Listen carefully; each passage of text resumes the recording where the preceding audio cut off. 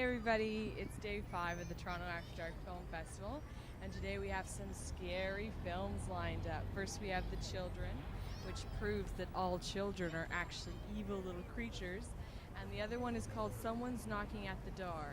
And if you saw Dead Girl from last year's TIFF, you're going to recognize someone.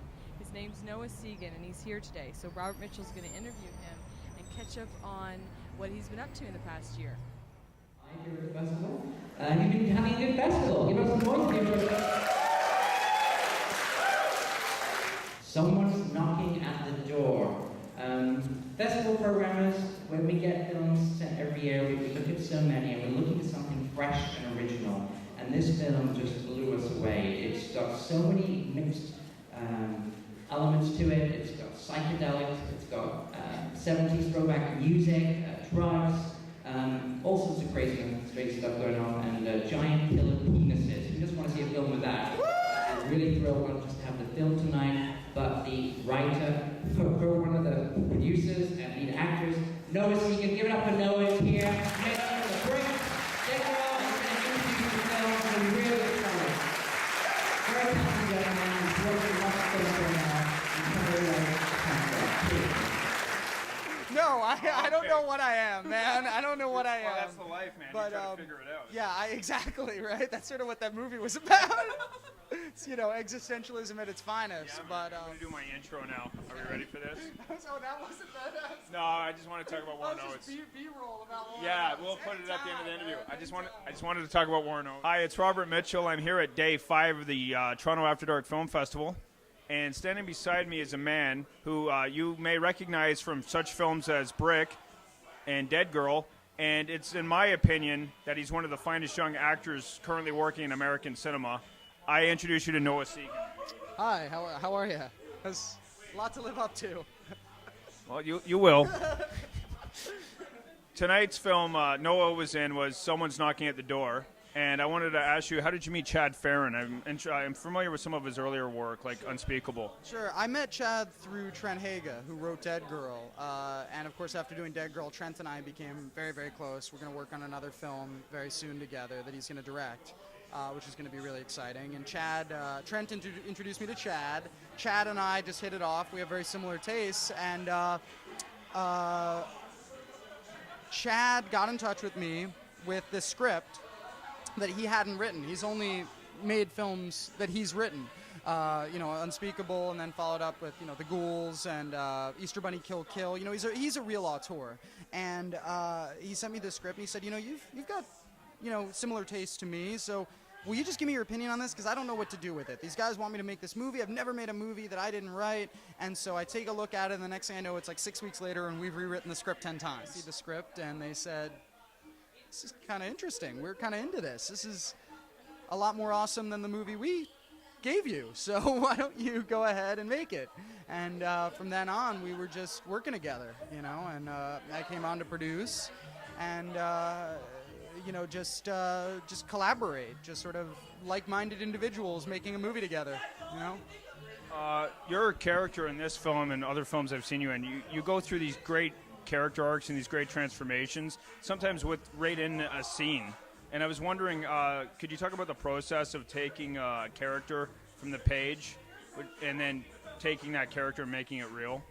Well, it's interesting. I look at it's sort of hard to explain, I guess. But it's just this weird thing that sort of doesn't, I read a script and I look at it like a crossword puzzle, and I look at it as all these little clues as to why someone is doing something or what they're saying, and then I fill it in. If I've got a question as to why, I fill it in. If I've got a question as to how, I fill it in. And I just try and create as natural a response as I possibly can. I've been I get very lucky in that when crazy things happen to me in real life, I have a tendency to remember them really well, and so I just sort of go ahead and try to remind myself, what the human condition is, and so I think that even though I may have a funny voice or a funny haircut or funny clothes, I think that I'd like to think that whatever I'm doing in a film is natural, is coming from an honest place, coming from something that is a human reaction and not the reaction of a character on a page, you know? So I have to ask, the beard, you're constantly working. Is that for a role that you're working on now? Help me sweat. Yeah, it is hot up here. Fucking sweat, man. Can I swear? Am I allowed to swear? Whatever you want. Really? It's after dark. Oh, it is after dark. Yeah, man. I grew this beard for a film I just finished called Undocumented, directed by Chris Peckover, produced by Snoot, who did The Whackness and Battle for Terra. Oh, really? And I grew it for that, and I kind of grew my hair for that, and came back, and my girlfriend really liked it, so I'm keeping it until someone gives me a job and says shave it. I'll be totally remiss in my duties if I don't ask you, what do you think of the Toronto After Dark Festival? I think that I have never, ever, ever in my 5 years of traveling the world with films and festivals experienced the kind of collaboration that I have with Adam, the festival director, and his team, and people like Todd and people like yourself, in terms of not only being really nice, which, you know, is great. Like, you know, it's great to meet nice people, and it's even better when they're nice and they're smart.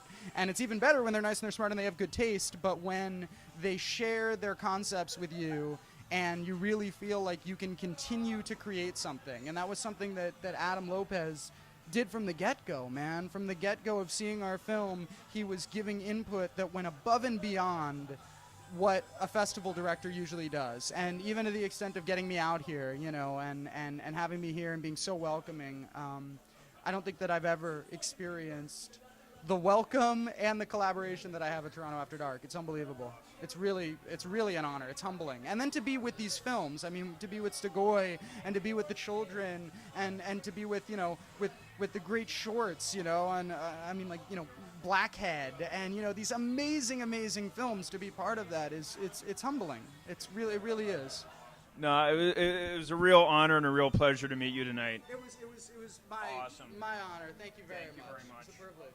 I totally just like sweated all over. So did I.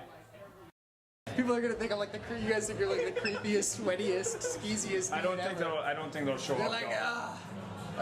like, No, seriously, it was it's so cool to hot meet you. being an actor in Toronto after dark. It's Can I- so hot.